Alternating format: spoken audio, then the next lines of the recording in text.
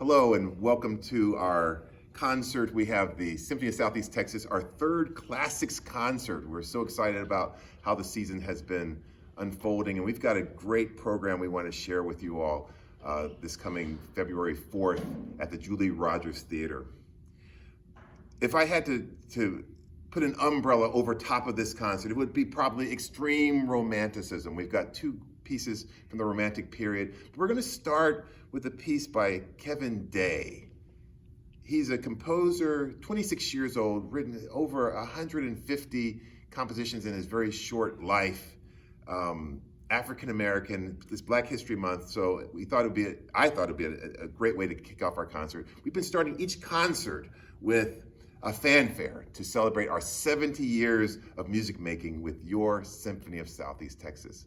This piece is called Light Speed, and like the title, it's very fast, it's short, it's about 2.5 minutes long, uses wonderful use of colors, wonderful use of the strings, and it's a great prelude, if you will, to our second piece on the program, which is the Schumann Symphony No. 4.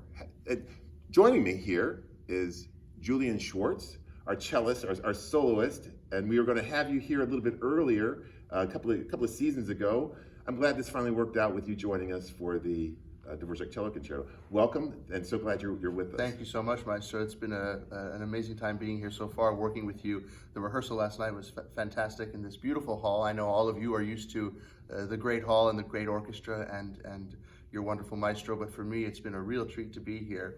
And yes, we were supposed to play Elgar during the pandemic, and then that got delayed and pushed back, and it just makes it even more special. It was definitely worth the wait, and now we get to play Dvorak Concerto, which is the pinnacle of the cello concerto repertoire, and almost everyone's favorite piece from the repertoire. Absolutely. Have you played the Schumann Cello Concerto?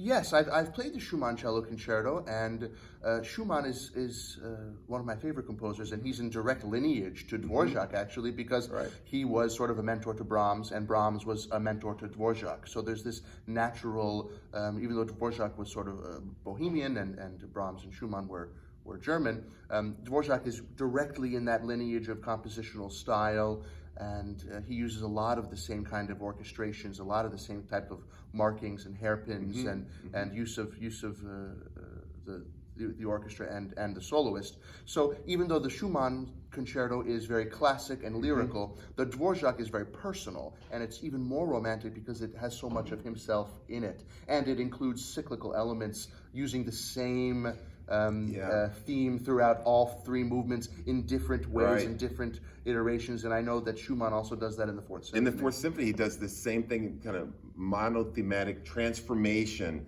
It's an unusual concert, and typically we have the concerto as the second piece on the program. This time we're going to close the concert with the Dvorak Cello Concerto. But the Schumann is in 4 movements. It's a kind of a one-movement symphony, in that each movement goes right into the next. There's not a break between them, but he uses themes that come back over and over throughout the piece. It's a wonderful piece. He wrote 4 of these marvelous symphonies, and it's a nice pairing with the Dvorak Cello Concerto. I was saying to the orchestra that we need to help this piece, though, because unlike the Dvorak, the orchestration just needs a little bit of help. And so we have been working very hard. And when I was hired here, they asked me, how would you build the orchestra? Well, it happens with Brahms, Beethoven, Mozart, Schumann. These are the types of things that really get refinement for an orchestra. So we're going to play this piece as our second piece on the program. There'll be an intermission, and then we'll have the Dvorak Cello Concerto. It's one of the truly great masterpieces, and one of the things I love about it, not only the cello component of it, but there's wonderful writing for the orchestra to kind of sink their teeth into. You've played this piece. How would you describe this piece? Well, I would describe the Dvorak Cello Concerto as a narrative journey of the composer. So I believe that when composers write for the cello, it is really writing as if they are the cellist. Because the cello, we all know that it's so close to the human voice, and it has such a human quality to the sound of the instrument and of how it's used. So this is sort of like some type of autobiography of Dvorak himself, yet it is paired with the orchestra, which has an equal, if not at all subservient role to the soloist. And that's why I think it's brilliant you put it on the second half, because it's not a concerto that you're used to seeing, which is a virtuosic showpiece for the soloist, and the orchestra is a mere accompaniment. No, this is a symphonic work, like the piano concertos of Brahms, for instance. And so it's really a journey from beginning to end, using those cyclical elements. He includes some of his favorite songs. He has an element of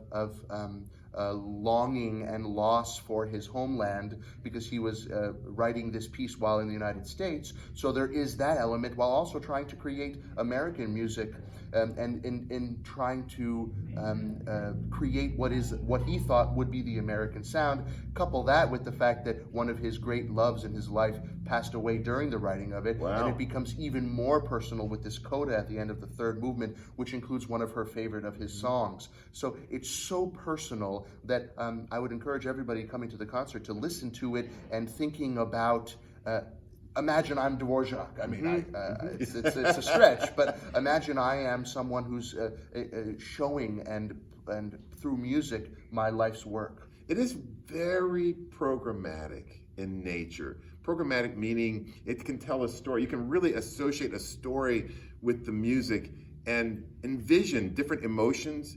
If there is a theme, a musical theme that I'd say, the connection and the ties through this concert, it would certainly be melody. There's just some beautiful melodies in the Schumann, beautiful melodies in the Dvorak, that we love singable tunes, and this definitely has it, and just incredible writing. We're so happy you're here joining us finally after several years, and I think you're going to have an incredible experience with your Symphony of Southeast Texas.